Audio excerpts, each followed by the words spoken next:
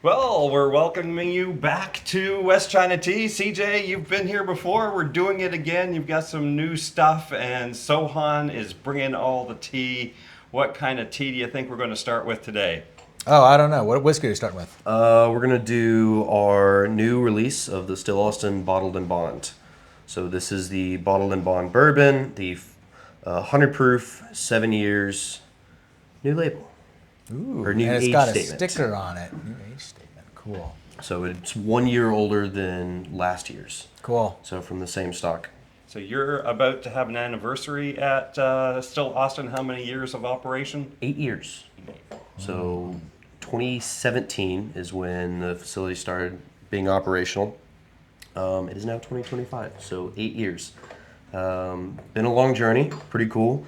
We actually just finished filling pallet 7,000, so 4 barrels a pallet. Let y'all do the math. No, we did it. lot What of was it? whiskey. It was 28,000. A little over, yeah. 28,000. And then you had another number. How many bottles? Roughly 5.6 million, I think, because it's 200 plus or minus depending on age and evaporation. Right. But general consensus is about 200 per barrel. It's quite the journey. I've been watching right from the beginning when it was all new make and they were doing the gin and the mother pepper was, and there were so many people that were upset when the mother pepper went away and the bourbon started coming onto the shelves. But you guys have been really successful. I'm still mad about the Daydreamer. The Daydreamer new make? What it was called? The Daydreamer, yeah, I think the Daydreamer was the citrus white dog that was done. Yeah, it was so good. I love it. I'm still satisfied. Well, they had to make some money while we're waiting for whiskey to age. Kind of got to get some cash flow for 2-3 years. Can't just leave it blank. The great thing is honestly, you never did any sourcing. The entire journey from the beginning was grain to glass, local farmers, and you have the capacity with the column still to be able to make quantity. Yeah. Whereas us over at Iron Root with the pot stills, it was a different story. There's just not that kind of quantity. You saying you're doing 3 shifts now? Yeah, we're 24/7. So, Wow, cool. That's 24/7 wild. running around.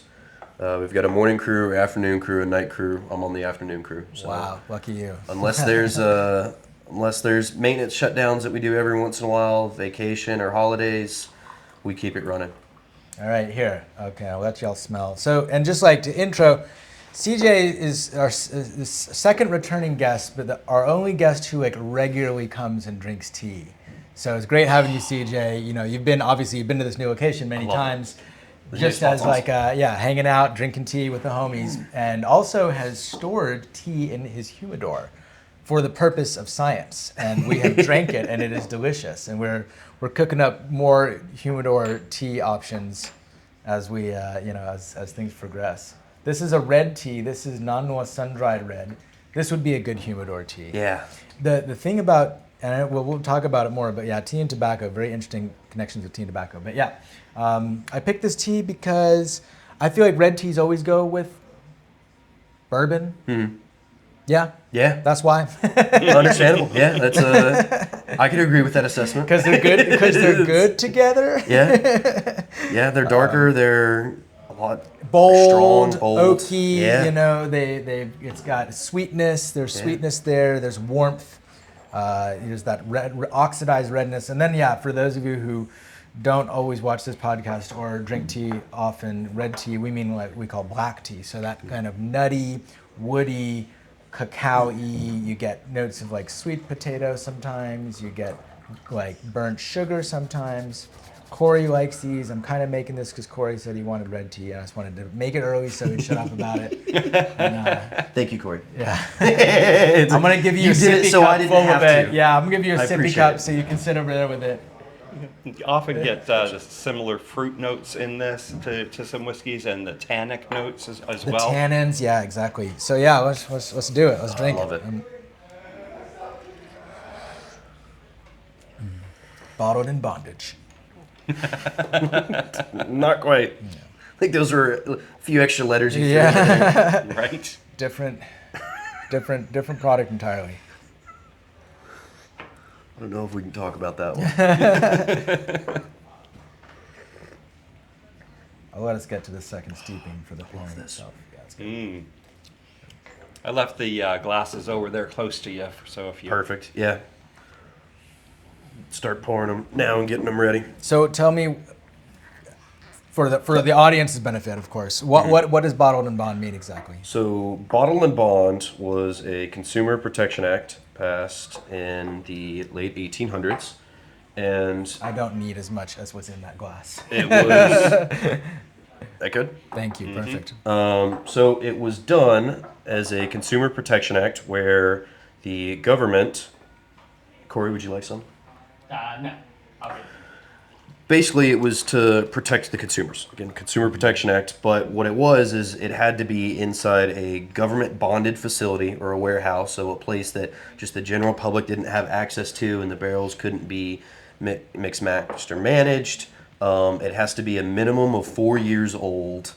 It has to be 100 proof, so you can't play around with the proof that goes into the bottle. It has to be 100 proof. But it was essentially to protect people the same way of how there used to be like sawdust and milk, and they were trying to blend things. No, this was a whole thing. Yeah.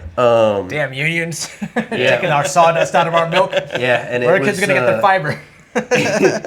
but it was done to prevent people from adding additives or doing it to where what you see on the label is actually what's in the bottle. Because a lot of times in the 17, 18, and sometimes 1900s, what people would do is they would get one barrel of whiskey and then they would cut it with like 4 barrels worth of vodka and then add some flavorings, colorings, because a They full still barrel, add colorings. And they Yes. still, They still add and some they of them, still yeah. do that. I'm And still they're- salty about That's it, called too. blended whiskey. It is. But they have to Canada. declare it. Looking at y'all, Crown Royal. Do not get me started on Canadian whiskey. that is a legal Keep it on the nightmare. ice, boys. Keep it on the ice. That is a legal nightmare. Do you want to know what Gloves off, boys. the legal requirement for Canadian rye whiskey is? What? That it tastes and has the essence of rye grain. It doesn't Subjective. have to Yeah. be. Yeah. Yes, it's And- not like 51% grain rye. As long as it has the essence of rye grain, it's And rye Canadian whiskey. whiskey has to taste like it's Canadian whiskey. Yes. That's basically the definition of Canadian. It's Who gets to decide, huh?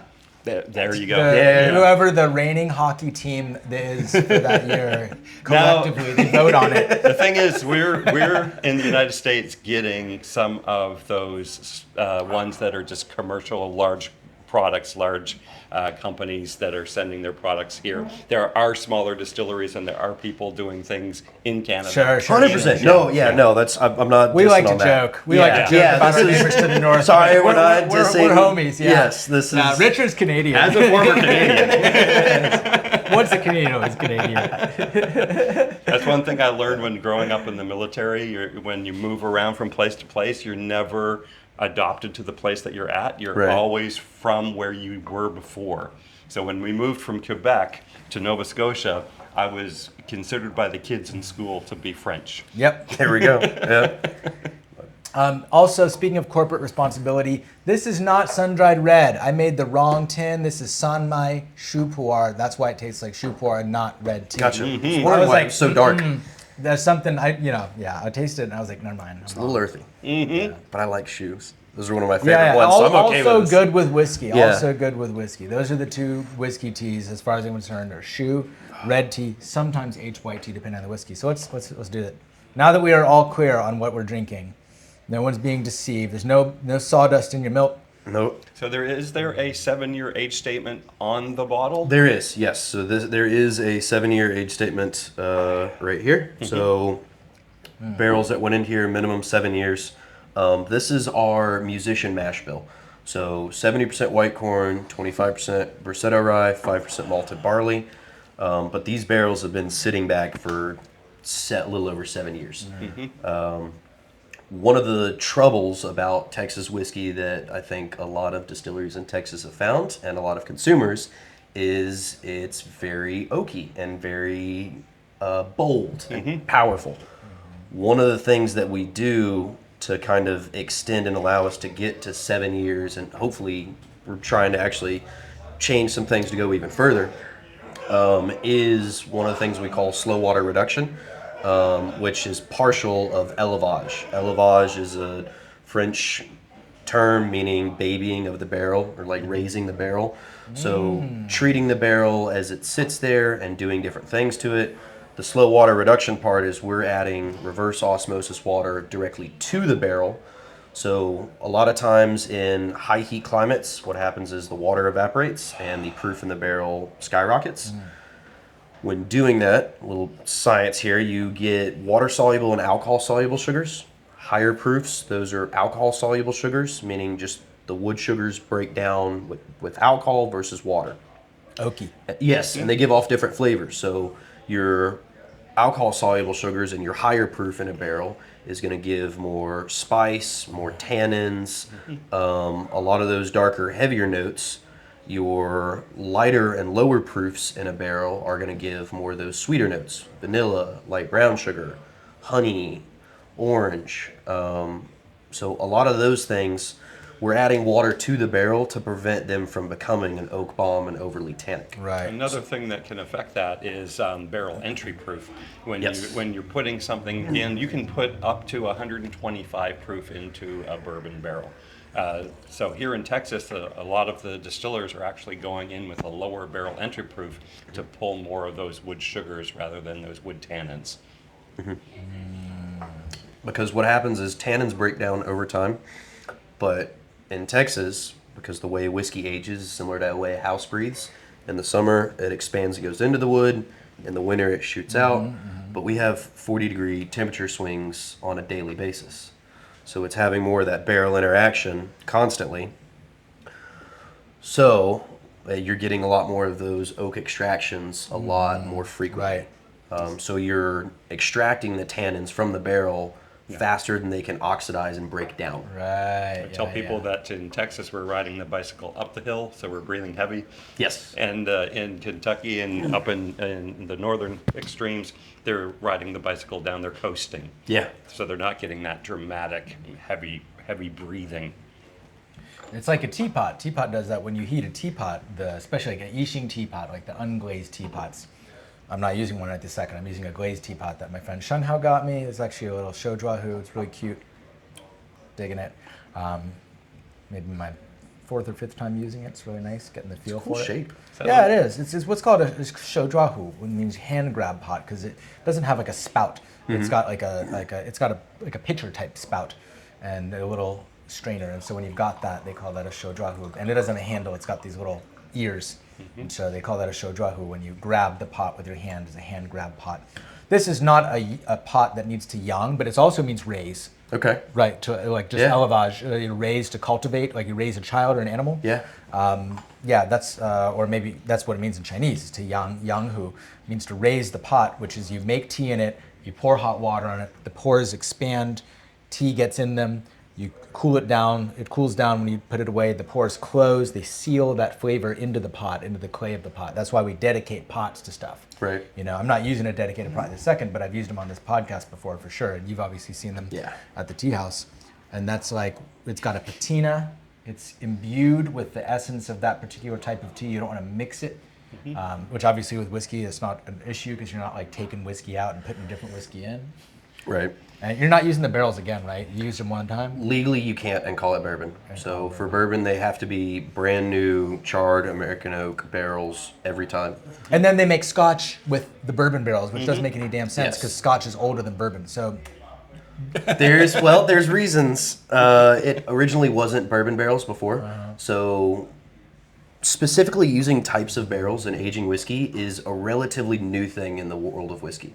Like in the past 200 to 300 years, where people are specifically saying, we want to throw it in this type of barrel or the legal requirements for it. before it was just whatever barrel you got. Yes, so it would be like your ship rations, and they would throw them in barrels that held fish, and that was part of your ship rations. But It's fucked up. Scotch barrels used to be predominantly sherry barrels, where that was what was available in the area and at the time.